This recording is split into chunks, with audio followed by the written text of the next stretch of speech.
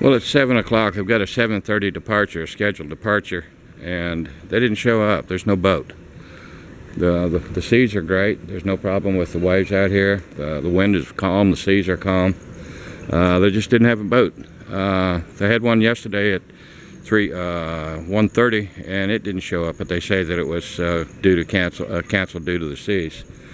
At least I can get you out here this morning and show you.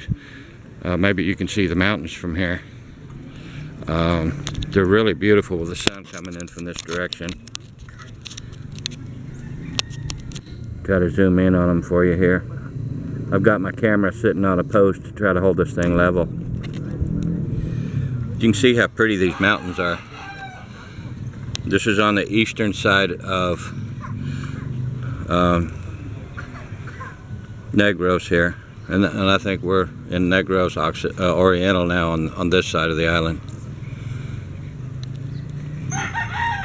But they've canceled, so I've got to come back at, she said at 10:30 or 10 o'clock. And so I asked when I could get my ticket, and she says, oh, well, you can come back at 8:30 and get your ticket, because there's a really long waiting line. So I'll be here at 8:30 again.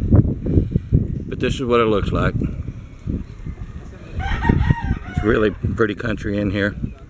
My motel room had all kinds of weird looking bugs. The toilet flushed and I got a cold shower, but there was no water in the sink, no light in the bathroom. They gave me my own sheet to cover up with, but the aircon was cold, and it was $4.50, so that's right at $10 for a room. So I guess I can't complain running that aircon cold all night. Okay, well, I'll be back at 8:30, and what I do is I pay for my ticket, then I go over and then that's actually a bill of lading. Then I give it to the staff at the front gate, and then they direct me over to where the boat loads up.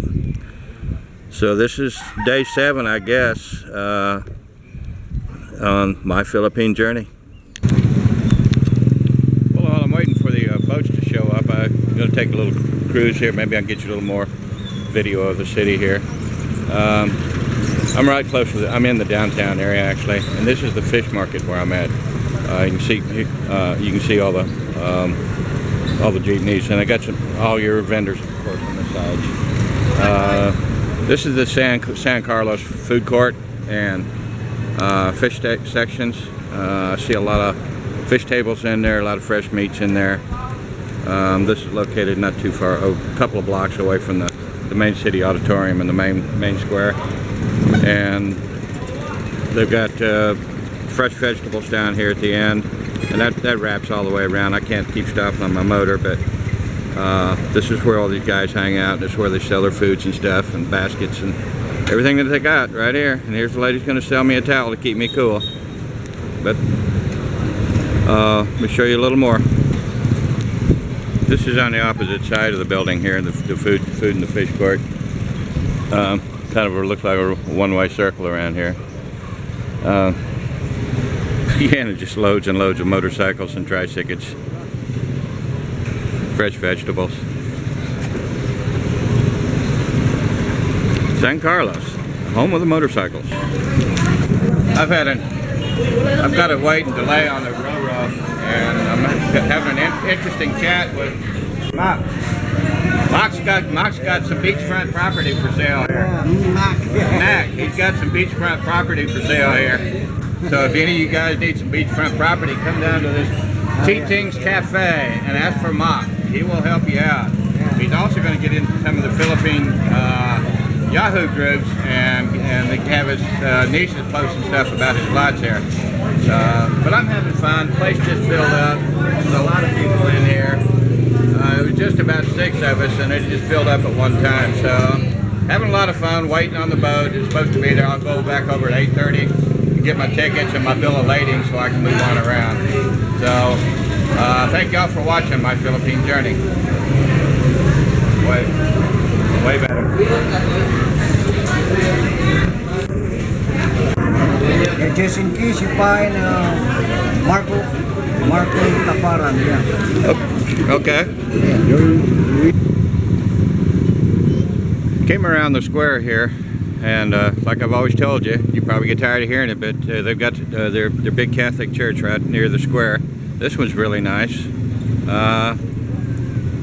The guy that I just interviewed at the coffee shop, he asked a lot of personal questions, and I was reluctant to give him all the answers. But I want to give you pictures of this channel here, or the city here, and the streets on the backside of San Carlos. And there's your square. We're right next to the square over here.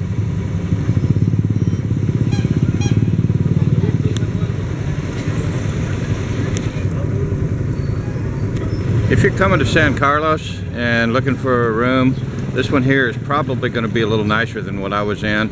I had bugs and stuff crawling all over the bathroom sinks, no water in the bathroom sink, no light in the bathroom. It was safe enough, and I slept good. The aircon was cold, but this one here looks like it might be a little cleaner. And I'll go in and get a price real quick. Looks like I even see a foreigner in there.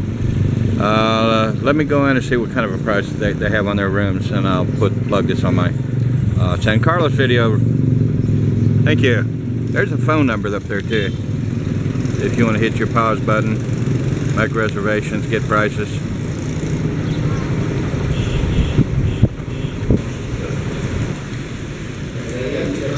I don't know if you can read this, but you got your budget room for 475 pesos, a standard room for 625, and that gives you aircon and a TV.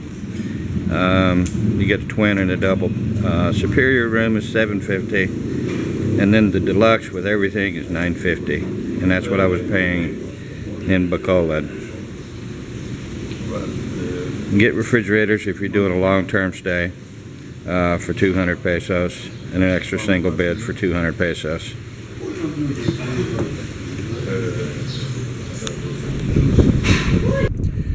Well, I made it over to the port area, and I'm loaded down.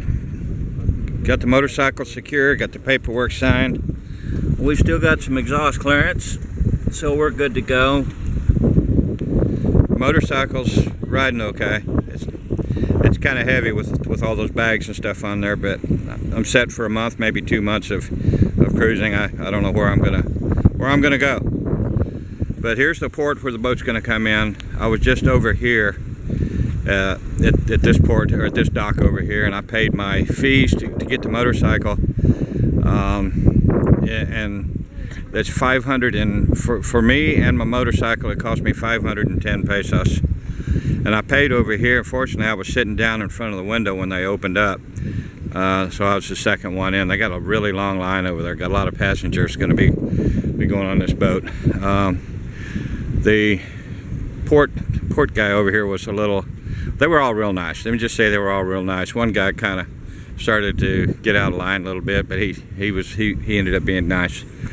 But one of the things that's good about having a Filipino with you, or somebody that can speak the language, is they can kind of communicate with everybody to make your job a little easier. I'm kind of doing this. I'm doing this on my own, and it's just a little bit more of a challenge than it might be for somebody that knows the language and whatever. But I think I'm smart enough where I'm getting through it okay. Everybody seems to be overall just real happy and real helpful. So, man, look at those beautiful mountains back there. After spending 5 days in a hotel room in Bacolod, watching the drizzle, it's sure nice to see the sunshine, the clouds, and those beautiful mountains. Well, we'll wait for my boat. It's supposed to be here at 10:30. It's 8:45 now. Got a long wait ahead of me.